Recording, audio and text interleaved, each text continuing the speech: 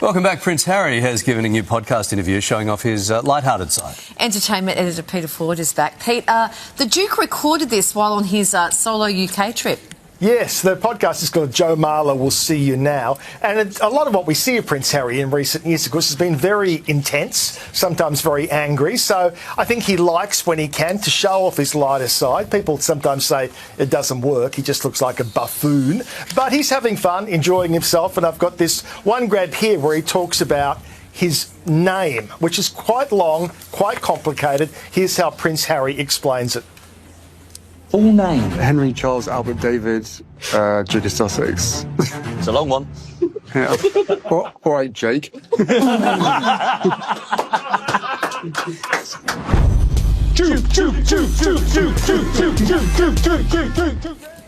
So that has just dropped, and no doubt there will be things in that will somehow upset people and offend people. So we'll watch this space. And we'll be sure to report on it. Yeah, that's right. And that was the funniest bit. We got the funniest bit out of that. That was him being hilarious. Yeah, that was kind of the funniest bit. Yeah. Welcome back, Sussex gang. After years of being portrayed as angry, bitter and miserable, Prince Harry has quietly reminded everyone of something they seem to have forgotten. He's actually funny. Not rehearsed funny, not carefully managed by a PR team, just naturally funny, relaxed, playful, comfortable in his own skin. For a few minutes on a podcast recorded during his recent UK visit, we caught a glimpse of the Harry that millions of people first connected with years ago. The Harry who could laugh at himself, bounce off other people effortlessly and turn an ordinary conversation into something genuinely entertaining. And perhaps that's exactly what unsettles his critics.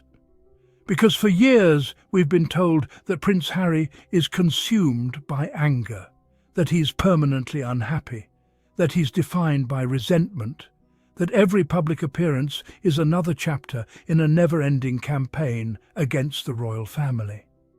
Yet all it took was one relaxed conversation to expose how incomplete that picture really is. What fascinated me wasn't the joke itself, it was the reaction to it. Almost immediately there were commentators trying to explain it away. He looked ridiculous. That wasn't really funny. That's the funniest thing he had to offer. Notice how quickly the conversation shifted. Instead of simply acknowledging that Harry was having fun, some people immediately felt the need to diminish the moment. And that's become a pattern. When Harry smiles, someone insists it's fake. When he succeeds, someone insists it's luck. When he speaks, someone says he's complaining. When he stays silent, someone claims he's hiding. It's almost as if there's an expectation that Harry should never be allowed to exist outside the version of him that has been carefully packaged for public consumption. The angry prince, the bitter spare, the unhappy exile. Those labels have become so familiar that any evidence to the contrary almost feels inconvenient. Because here's the thing, people who are genuinely broken don't usually radiate the kind of ease we saw during that conversation. They don't tease. They don't laugh at themselves.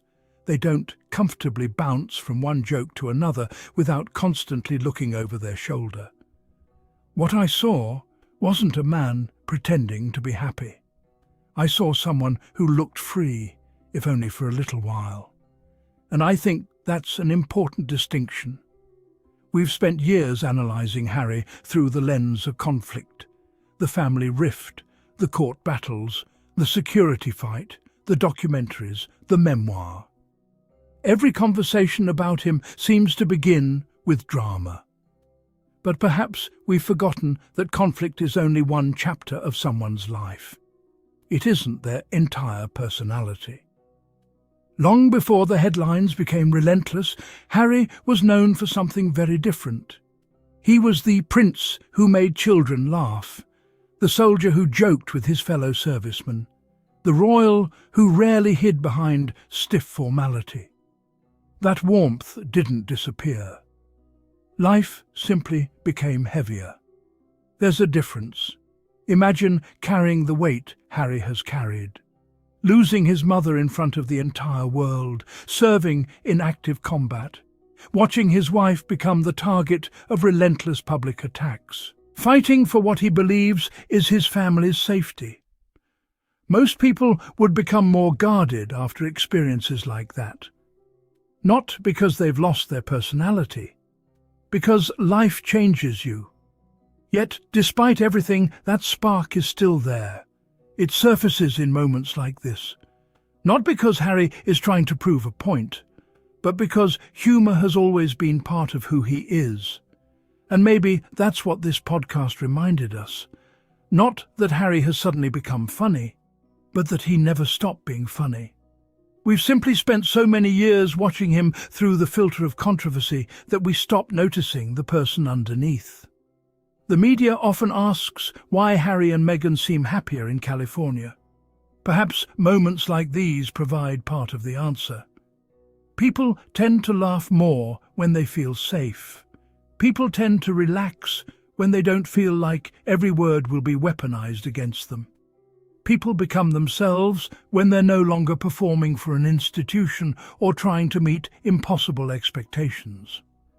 Whether you agree with every decision Harry has made or not, it's difficult to ignore what confidence looks like. This didn't feel forced. It didn't feel rehearsed. It felt authentic.